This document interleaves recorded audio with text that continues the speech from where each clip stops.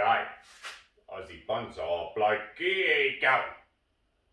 Today we're going to be working on this apple tree. I don't really think it needs much of a trim. Last year it had a pretty slow growth, so a lot of your branches at the ends are really short growth anyway.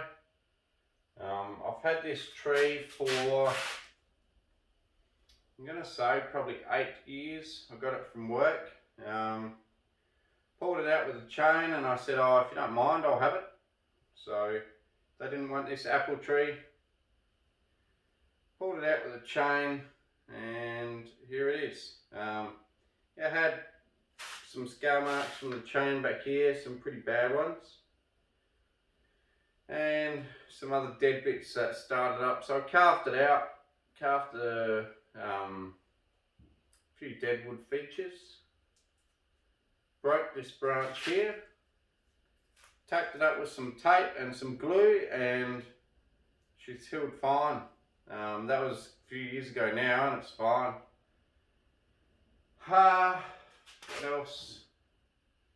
Probably not much else to say about it other than I've pretty well trimmed it. I think I put some wire on to begin with. May have done a video of that, but I don't think so. I think it was my pre-YouTube years. And I did a video, didn't do a video of the first wiring, but I have definitely had it in a couple of videos since. One obvious big flaw with this tree is the base. Okay, it has inverse taper, and if I have to be completely honest, the way that I carved it actually makes that look worse. Maybe one day I can sort out how I'm going to fix it. Who knows? I don't know. Apart from that, you know, pretty happy with it from here up. It's not bad. I probably grew the branches too fast too early when I first originally grew it. My hope was when I did grow it at the start was for the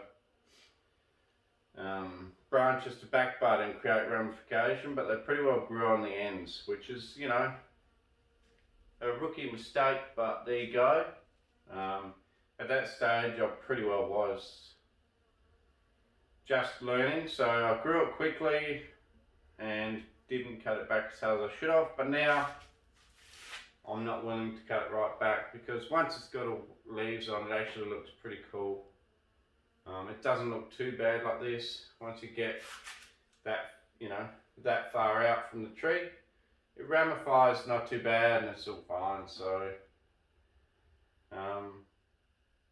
another thing I will say too is this apple tree doesn't seem to bark up like some apple trees do. I don't know if it's a variety or what, but this one doesn't really want to bark up. This is a, I think it was 25 years old when we ripped it out, so it must be about 33 years old now from a baby. But anyway, it's not a bad tree. I quite like it. I like it when it's all in flower and leaf. And I don't mind it now. It still looks pretty good. Like, still not bad.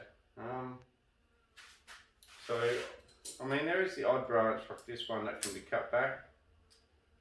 But if I start cutting all of them back that have these straight sections, we're going to end up with nothing. We'll have to regrow it. And am I willing to do that? Probably not, because at the end of the day, it's a fairly ordinary trunk anyway. If it was an outstanding trunk, then maybe I would go to the effort of, you know, cutting it right back and getting some good ramification. But it's always going to be an ordinary tree in my opinion. So for the ordinary trunk, let's have an ordinary branching. But at the same time, I do quite like this tree because, you know, I've got memories of ripping it out with the chain and tractor for work, and Anyway, it is what it is. And the tree will just have to, you know, make up for its bad trunk with some nice flowers and some apples, because it does produce apples. Anyway, we're about quite a few minutes in, and I better have a beer. Got the old Great Northern for you Queensland lovers out there. Cheers to Queensland. Well, let's have a Great Northern.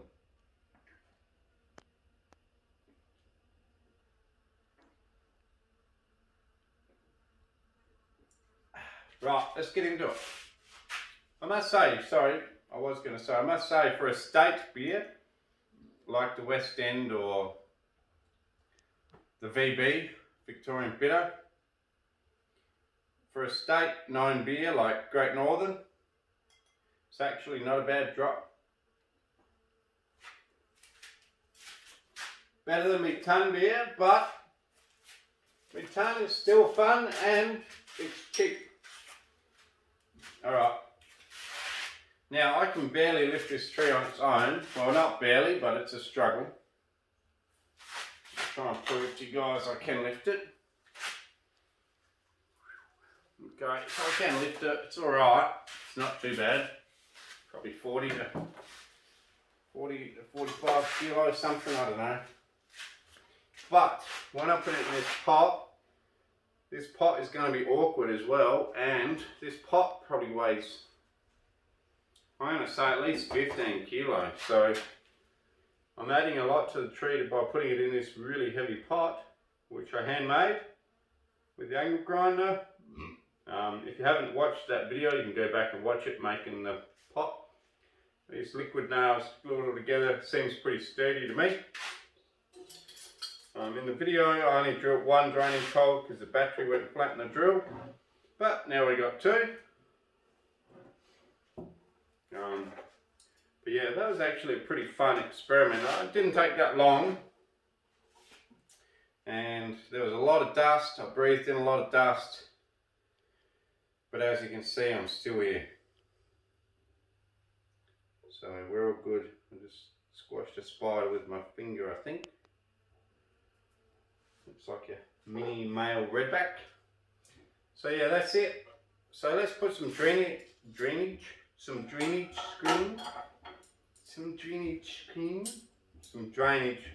in. So basically I just cut out a chunk of gully guard or whatever you want to use, mesh, lay it over the holes, and then put soil on top of that. I don't know if this is tree guard or gully guard, but anyway, get the idea. And then I just chuck it in over the holes. I don't wire it in, what's the point? But don't put soil on it, it's not going to go anywhere anyway. Now, anyway, we don't really need the pot yet. So the drainage screens are in. We don't need the pot yet, so I'll get rid of the pot and let's repot. Let's pull the tree out the pot. Now, how am I going to go getting it out the pot? I'm not. Jeez. I wanted a nice easy repot. I didn't want to muck around trying to fight the pot. But the pot's, I guess, too nice to smash, you know. It's a good training pot. Alright. Well, what's my fastest option? Okay guys, well, if you don't have a lot of tools or a lot of money to buy tools, you can use one of these. This is a root, I think they call it a sickle, something like that, I don't know, weird name, but anyway, it trims the outside of your pot and hopefully allows you to pull it out. So you go around your pot with this, a lot of manual labour, but you do get there. There's no rim in this pot, it's just that terracotta pots are super good for the roots to grow into the pores, and then it makes it hard to pull out because they're not smooth. So you can do that with a root sickle or a, I don't know, root trimmer, who knows? Who knows, but I'm pretty sure it's called a sickle.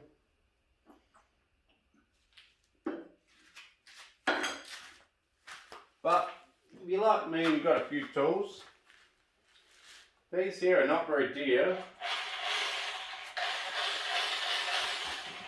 So reciprocating saw, just get in there.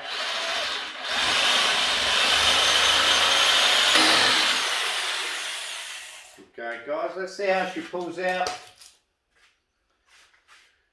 See how she pulls out now. Let's lean her over.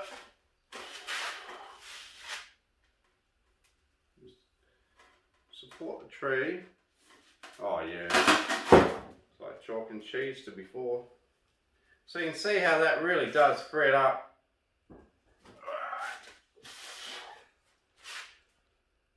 So as you can see, it's not a bad pot, you know, that's why I didn't want to really break it. But there you go. Didn't break it. Better than that repot I did a while ago on the olive where I smashed a $100 pot. Probably should have done that same trick to that one.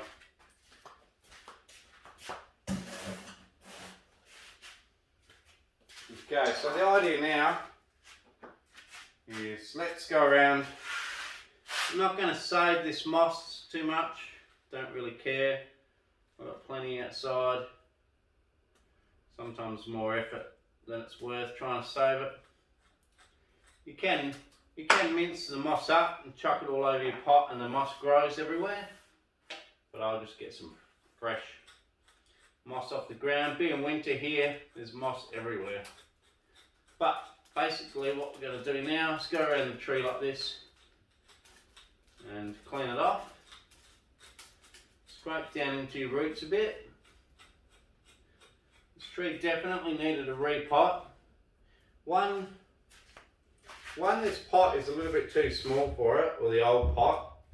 So on a really hot day, it would actually dry out fairly badly. Like to a point where the leaves would droop. And then on a, you know, during winter, this tree without leaves on would actually waterlog because there was only one drainage hole in that pot, which you probably would have noticed. So, and also if I had smell cam, I could have told you that when I pulled it out of the pot just then, it had a bit of a pong about it. The soil or the water in it, so it smelled a little bit like a pond, which means that the water's going a little bit stagnant. Another thing I can show you which would indicate that is in between the moss is actually some slime, which also would indicate that she's getting a bit wet. Now that's a mixture of a few things. The reason why it's getting too wet. One, it's winter and it's been raining here, but two, even though in winter I adjust how much my automatic watering system works, as in like the time it's on for, I don't adjust it for when we have a rainy week or a dry week. I just leave it on all the time, and you know, that's my laziness more than anything. There's no reason that I should be doing that, it's just my laziness. I should be turning it off when we have some rain, turn it back on when we are back into a dry week. And also, yeah, you know, fair enough, you can get a timer that can detect rain as well, and it will actually adjust for whether you've got rain or not as well. But okay, so that's one reason. I mean, automatic watering systems in their own way cause problems because you're not there to control the amount of water each tree gets. You're just not there to control it. You just put a sprayer or a mister in each pot and let it do its job. And in summer, generally our summers are that hot, doesn't matter what you do. You're not going to overwater your tree. As long as it drains to some extent. This soil did drain not too bad considering. Looks like I had a bit of shade cloth in the bottom, or an onion bag. Looks like an old onion bag on the drainage screen. But it is quite wet in the bottom, soppy wet, and it does have a bit of a pong about it. So yeah, another thing you can do to control your moisture in your pot more is to do a more free draining mix. But there's so many variables. The type of mix that you use in your pots, in all your bonsai pots, can vary a lot. And there's a lot of variables to what mix you want to use. People say their mix is the best, whatever, but there are so many variables as into what mix you do use. My biggest threat is the mix drying out. Okay, so because of that, I like to use a more organic mix with a lot of pine bark in it, which helps a lot with the drying out.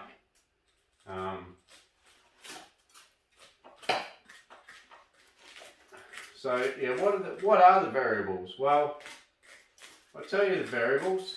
One, let's talk about all the different aspects of it. A little bit hard on that root.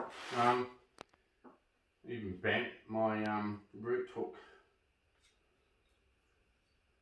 It's a beautiful root hook.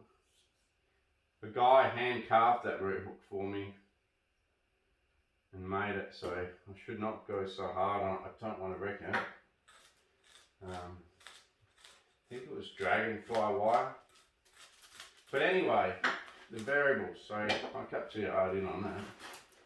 I know I keep getting sidetracked, but things like this just keep popping up. I cut too hard in with the saw.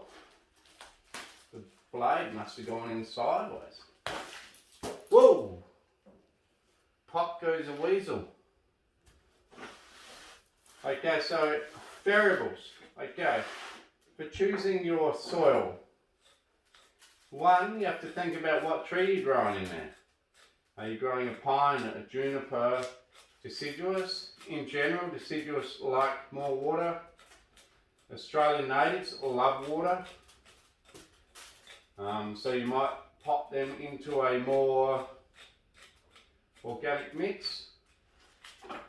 Another thing to think about is how often can you water it? Are you home to water it 3, 4, even 5 times a day? If you have a super inorganic mix of, I don't know what you're going to use, gravel, pumice, whatever you want to use, are you going to be home to water it 5 times a day, which you will need to do in the middle of summer if you have a 100% inorganic mix?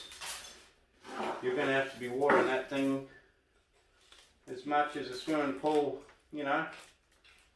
needs water for you to swim in. You're going to have to be coming home watering that puppy in your smoko break, in your lunch break, in the morning before you go to work. You're going to be watering that puppy like a madman. So that's one thing to think of. What else is there to think of? So yeah, type of tree, how much are you available to water? Number 3, do you have automatic watering where you can, like me, water a heap of times a day? Yes, I do, but do you 100% trust that system? As in, my system can fail for a day, even in 40-degree heat. It can fail for a whole day before I notice, even a day and a half, and my trees are still going to be okay because I've got them in such an organic mix. Now, if you have them in 100% inorganic mix where you got to water it 4 or 5 times a day, and then you put it on an automatic watering system, and that fails, you know, your trees are toast. They will not survive, they'll be dead, 100% dead. For me, this mix, organic mix, basically it's potting mix with a little bit of gravel in it really, allows something to fail for a short period without any real consequences. Another thing too is, have you allowed for a 45-degree day Celsius? Or even, I know it sounds a bit silly right now, but I think in years to come, what about a 50 Celsius day? What's your plans then? If you can't get home to water it during the day and it's 50 degrees or 40, 48, I have had a 49-degree day here, so don't think that I'm joking. Can you get home to water it? So your type of tree, how much you can water, and your heat is a big thing. Obviously, if you've got it outside and you get rain almost every day, it's going to be hard for you to control how much moisture you give your tree, and you might want 100% inorganic mix. But also remember, what mix you use for your soil does not determine how wet your tree is. The water determines that. You got to remember, household pot plants, you put it into a fully organic mix and water it twice a week. And a bonsai is no different. If you want to not have to be so, you know, babysitting your tree, looking out for water all the time, there's nothing wrong with you putting it in an organic mix. I either buy the generic bonsai mix because I'm too lazy to mix my own stuff, or succulent. So for this tree, we got succulent mix. I know I'm harping on about this a fair bit, but a lot of people are confused by soil. So this is Cactus and Succulent mix. You'll see it in a minute when I pot it up. Yeah, a lot of people are confused by soil. So it's your type of tree, how much you can water, mixed with how much do you want to water. If you have it into a mix that's as, you know, water retentive as this organic mix that I used, you know, twice a day on a 40-degree day is fine. That's good enough. If I was to put it into a different mix, I'm talking about 5-6 times a day to water it, to keep it alive. So it's all up to you, your weather, your climate, the sort of watering you're willing to do. Enough talk about potting mix. I've cleaned this tree out enough. Now I'm going to take it out to the hose and just wash the top, see if we can expose any half decent roots, although looks like it doesn't really have any. When I repot it, I'll try to expose some of the base here, because the base does come out here, and that'll help with this inverse taper that we got going on. And then we'll put some Cactus and Succulent mix in that big pot, pot her up, moss her up, and see how we go. Good day guys, welcome back. It's been a hot minute for sure, about 4 hours since I last spoke to you guys, because my parents dropped by and wanted to have a bit of a walk and a tour around the property, see how things are going, how the trees are growing. because my old man was one that did all those trees from a seed. It's pretty cool. So, you know, he can, when he passes away, die knowing that he contributed to a lot of trees in the environment. So that's pretty cool. Anyway, they were here, we had a tour, we had a walk around, bit of a chat. But anyway, it's been a good 4 hours, so I just sort of wet this down and left it.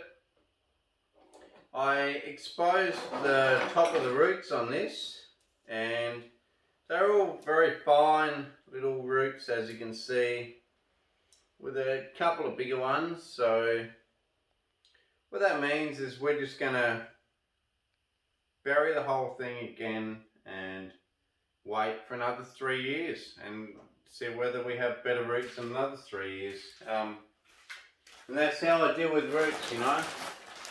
If it doesn't look like it's got any good ones yet, who cares? Bury it for another 3 years. What's 3 years in the world of bonsai? Just sit and wait. Now, I've got 2 bags of this. This is my Cactus and Succulent mix.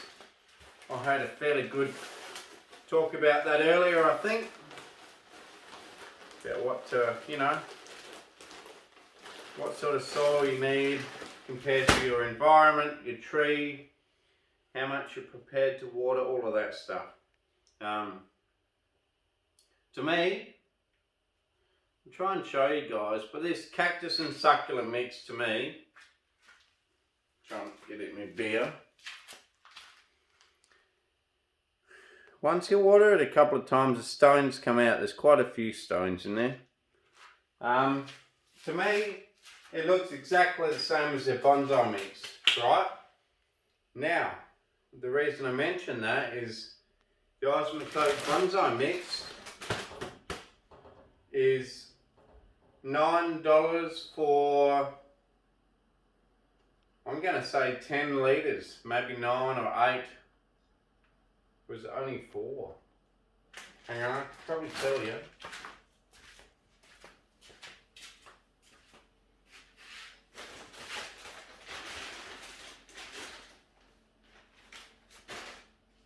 Okay, so I've worked it out. The bonsai mix from Aussie, if you get it from Bunnings, is 10 litres for like about $9. Here, you get the Cactus and Succulent mix, 25 litres for $13. So you get 2.5 times more for only less than half again of the cost. So, and I reckon it's the same crap. I reckon they literally bag up the same stuff, to be honest. To me it looks the same anyway. Now, I guess we've got to choose where we want the tree. So we're going to choose the front. The front is pretty well going to be there somewhere. I'm pretty happy with that. Okay.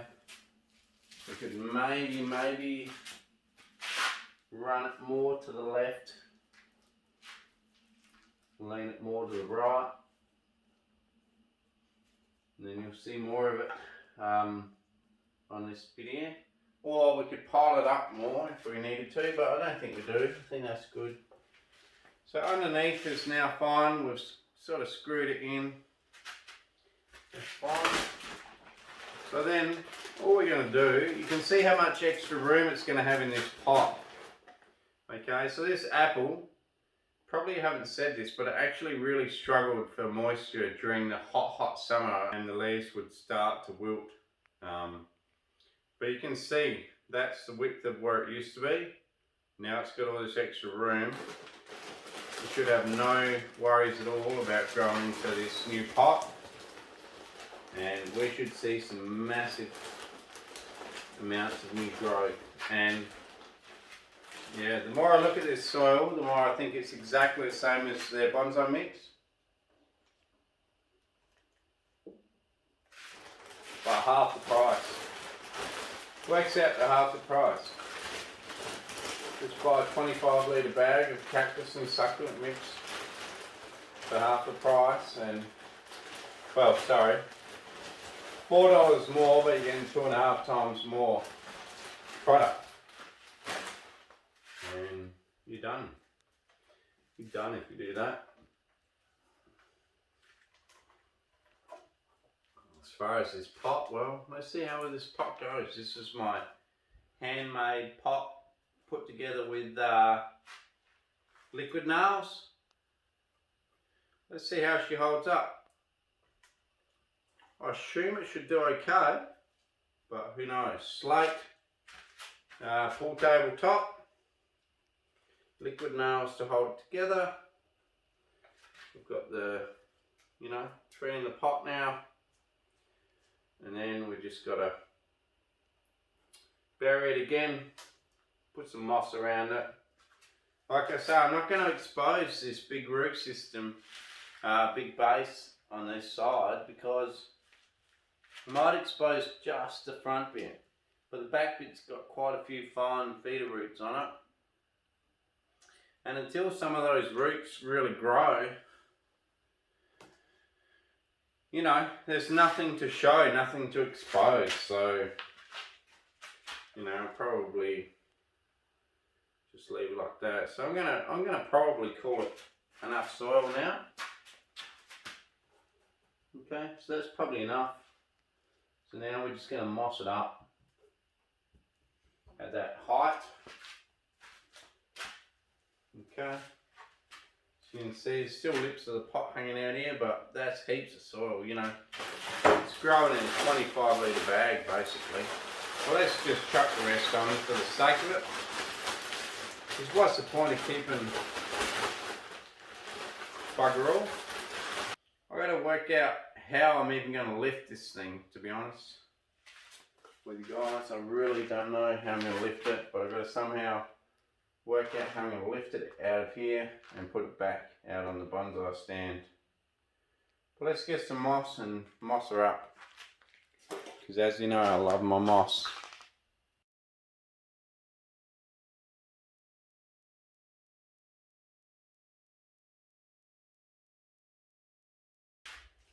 Can I lift it? I don't know, let's see.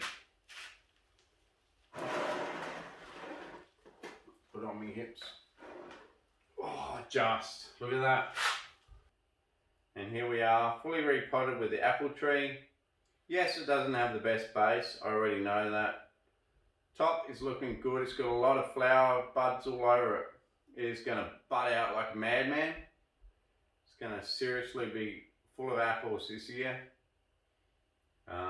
I think the most apples I got off it was about 8 or 9, but it looks pretty cool with apples on it.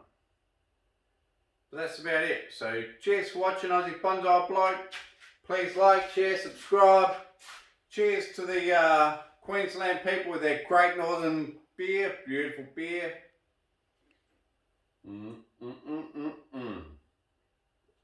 Way better than our West End beer.